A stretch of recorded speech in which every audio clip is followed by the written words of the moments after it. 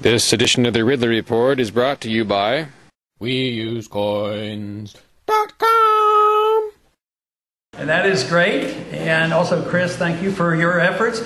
And I want to acknowledge all our special guests behind me. Thank you very much for attending. Hello, this is Ron Paul with your weekly update for May 14th.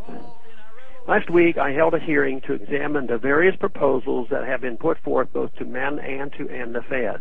Rights for the people. A bunch of activists and protesters who are domestic. The purpose was to spur a vigorous and long-lasting discussion about the Fed's problems, hopefully leading to concrete actions to rein in the Fed. First, it is important to understand the Federal Reserve System. Good. Anything I can help you with? No, we're just filming the Federal Reserve, bankster mafia. Some people claim it's a secret cabal of elite bankers, while others claim it is part of the federal government. In reality, it's a bit of both. The Federal Reserve System is the collusion of big government and big business to profit at the expense of the taxpayers. The Fed's bailout of large banks during the financial crisis propped up poorly run corporations that should have gone under, giving them a market-distorting advantage that no business in the United States should receive. The recent news about J.P. Morgan is a case in point. J.P. Morgan, a recipient of $25 billion in bailout money, recently announced it lost another $2 billion. If a corporation shows itself to be a bottomless money pit of errors, sloppiness, and bad judgment, the Fed shouldn't have expected $25 billion in free money to change that or teach anyone a lesson in fiscal discipline. But it determined that this form of deliberate capital destruction was preferable to one business suffering bankruptcy. Clearly, some changes need to be made. It's a private bank. Of course it's not open to the public. Come on, puppy, take a poop, do your business. Take a dump on the Federal Reserve's front lawn. Several reforms to the Fed were discussed at the hearing. One was to call for the full employment mandate to be repealed in order to allow the Fed to focus solely on stable prices. Another reform calls for changes to the composition of the Federal Open Market Committee. Still another proposal was for outright nationalization of the Fed or its functions.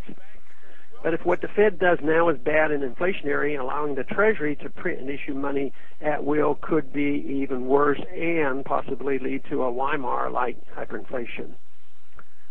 The problems and advantages of the gold standard were discussed at the hearing. The era of the classical gold standard was undoubtedly one of the greatest eras in human history.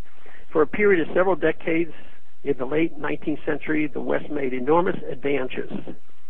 However, the gold standard was still run by government. The temptation to suspend gold redemption reared its head again with the outbreak of World War I. Once the tie to gold was severed, fiscal restraint was thrown to the wind.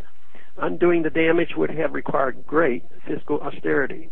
Instead, the Western world proceeded to set up a gold exchange standard, which lasted not even a decade before easy money led to the Great Depression. While returning to the gold standard would certainly be far better than maintaining the current fiat paper system, as long as the government retains the power to go off gold, we may end up repeating the same mistakes. The only viable solution is to get government out of the money business permanently. The way to bring this about is through currency competition. Allow parallel currencies to circulate without receiving any special recognition or favor from the government. Fiat paper monetary standards throughout history have always collapsed due to their inflationary nature, and our current fiat paper standard will be no different. This is how the mafia functions. They have their own police department and security guards to protect the criminals. It is imperative that the American people be educated on the dangers of the Fed and the importance of restoring sound money. The laying of the groundwork must begin today so that the American people will be prepared for the day when the mirage the Fed has created evaporates completely.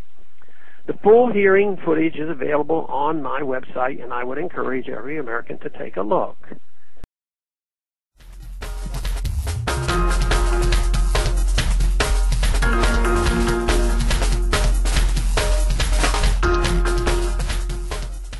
Bitcoins, the world's first practical internet cash. A nightmare for governments to try and control. Inflation and counterfeit resistant. They return you some control over your money and a new measure of anonymity. A lot cheaper to use than PayPal, you can use them to buy tax-free cigarettes and almost anything else. I accept Bitcoins. So can you. Get started at WeUseCoins.com.